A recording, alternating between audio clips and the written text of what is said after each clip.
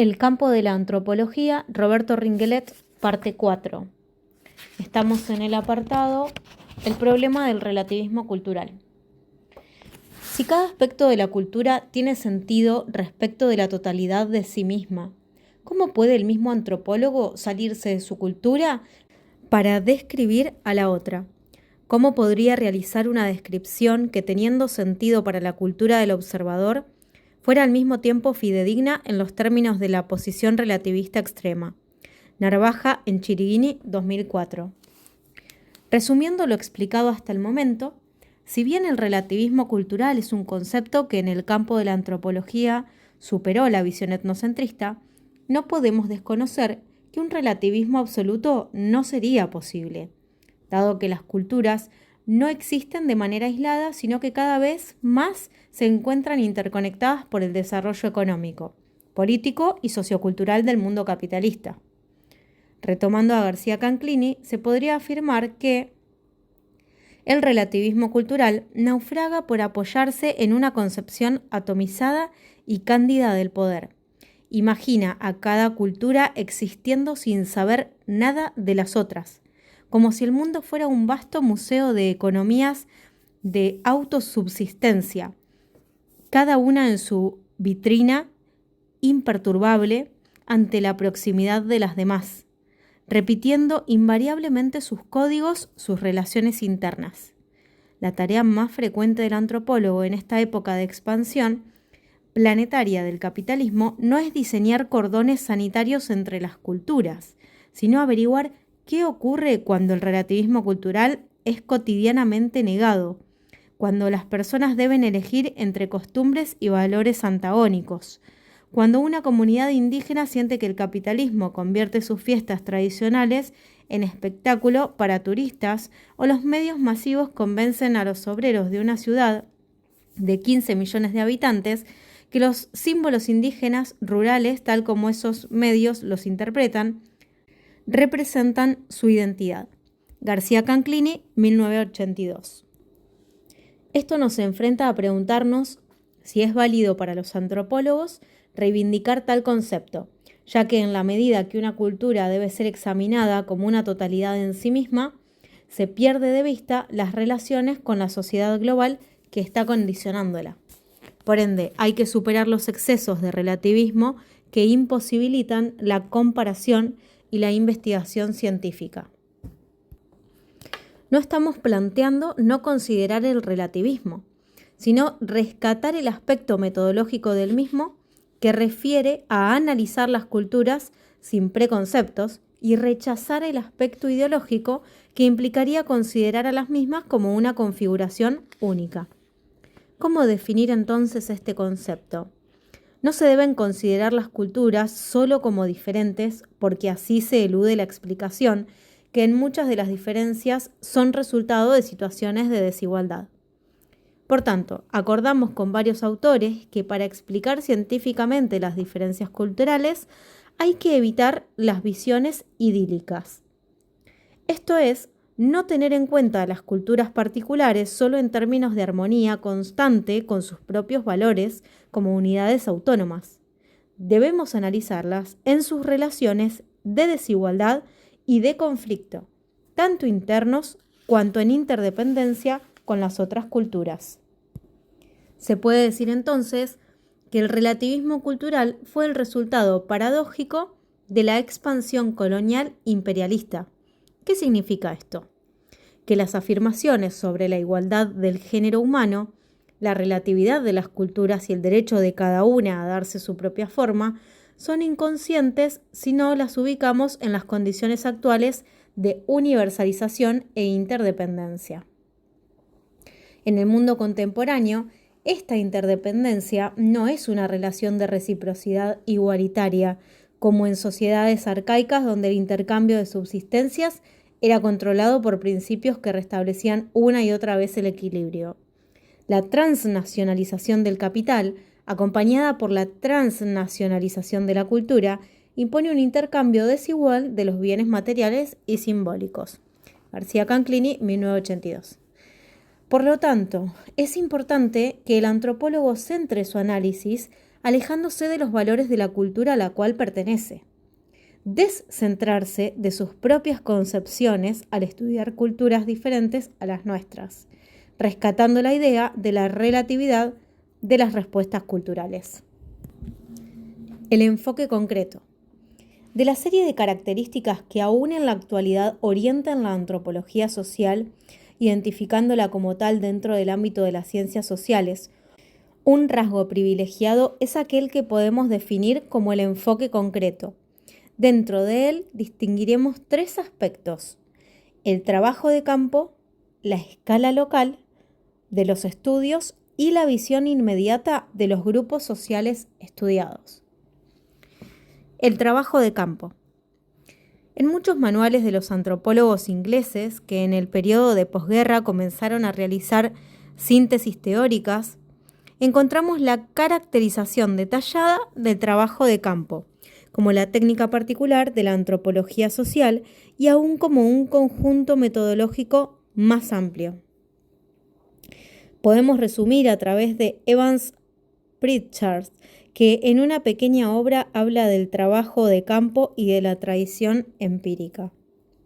Debemos recordar que estos estudios se llevan a cabo entre comunidades políticas de una pequeña escala, entre las tribus australianas, los campamentos de Andamán y los viliorios melanesios. Por esta circunstancia se daba preferencia a ciertos aspectos de la vida social, fundamentalmente al parentesco y al ceremonial religioso. Se sabe por experiencia que son necesarias ciertas condiciones esenciales para efectuar una buena investigación. El antropólogo debe dedicar un tiempo suficientemente largo a su estudio. Desde el principio hasta el fin debe estar en contacto estrecho con la población que está analizando. Debe comunicarse con ella solo en idioma nativo y debe ocuparse de su vida social y cultural total. No se trata aquí solamente de una cuestión de proximidad física, sino que hay que considerar también el aspecto psicológico. El antropólogo que vive entre los nativos, tratando de asemejarse lo más posible a uno de ellos, se ubica a su nivel. El trabajo de campo antropológico requiere, además de los conocimientos teóricos y preparación técnica, un cierto tipo de carácter y temperamento. Un individuo que puede no servir para investigar una cierta comunidad puede ser muy apropiado, en cambio, para el estudio de otra. El libro de Argonauts of the Western Pacific, 1922, aunque detallista y escrito en un estilo periodístico, puede considerarse como un clásico de la etnografía descriptiva, no solo el primero en su género, sino también por su valor considerable. Evans Pritchard, 1965. En esta cita podemos observar una serie de aspectos microescala, ciertos temas, estudios prolongados, etc., que se orientan hacia una investigación muy abarcativa que pronto se va restringiendo a partir del mismo impulso inicial. En síntesis, la antropología social se enfoca actualmente en estudios intensivos y detallados en un grupo de unas pocas culturas seleccionadas con el objeto de resolver problemas limitados. Los peligros de un enfoque concreto como fin en sí mismo se evidencian en el empirismo en el que quedó encerrada la antropología inglesa funcionalista, al decir de Cyrus Banerjee. El secreto del retraso en el desarrollo intelectual de la antropología británica es, en primer lugar, en el paso adelante que hizo posible la antropología en su forma actual. La antropología se desarrolló en el contexto del descubrimiento de una nueva técnica que finalmente asentó a los primitivos como legítima materia de estudios. Esta técnica fue el trabajo de campo, la observación directa y sistemática de la vida social de los pueblos primitivos. El trabajo de campo aplastó el desarrollo de la teoría como un nivel específico y autónomo de la antropología. Banerjee y otros, 1977. El trabajo de campo en las últimas décadas fue cambiando en dos sentidos. Primero, se fue realizando una sistematización del método y técnicas cualitativas, con un amplio intercambio de experiencias y la complementación de técnicas extensivas de tipo censal. Segundo, se efectuó una reubicación del papel que le cabe al investigador considerando sus ideas como parte de la situación. Más adelante veremos el punto sobre extrañamiento. La escala local.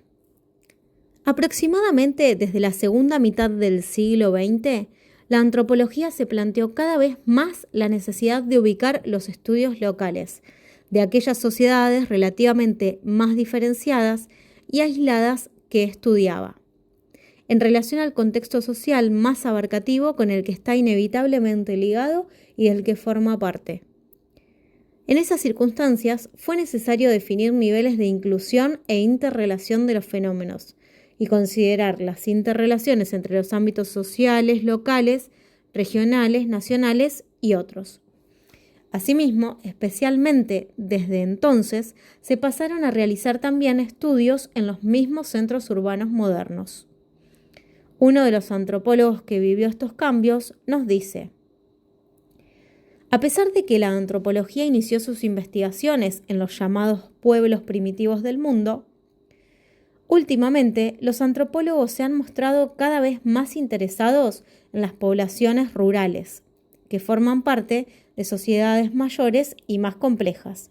Cuando se veía antiguamente a un antropólogo examinando los medios de vida de un bando errante de cazadores del desierto o de cultivadores migratorios que ocupan un poblado en alguna floresta tropical, se ve ahora con bastante frecuencia al mismo investigador interesado en una pequeña ciudad de Irlanda, India o China, o sea, áreas del globo que abrigaron durante mucho tiempo una variada y rica tradición cultural con una gran diversidad de tipos humanos. Wolf, 1982. Visión inmediata. La nueva antropología que se fue creando en el siglo XX adoptó una posición metodológica de cercanía con las sociedades en estudio. A partir de esta especial mirada, se pretendió observar y analizar el grupo concreto. Al respecto, podemos citar a Margulis cuando dice: el objeto de la antropología social sería el estudio intensivo de un campo concreto determinado, una situación, una comunidad, un grupo, en el seno de una formación económico-social. Las estructuras económico-sociales se manifiestan en las conductas concretas, mediatizándose a través de la ideología. Es a nivel de las conductas concretas, de lo cotidiano y dramático, que las busca la antropología social, tratando de recorrer el camino inverso, partiendo de las conductas y materiales culturales en un sector limitado. Reencontrar las estructuras económico-sociales e ideológicas.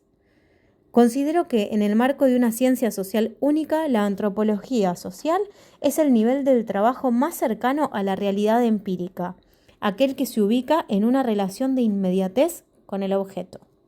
Margulis, 1970.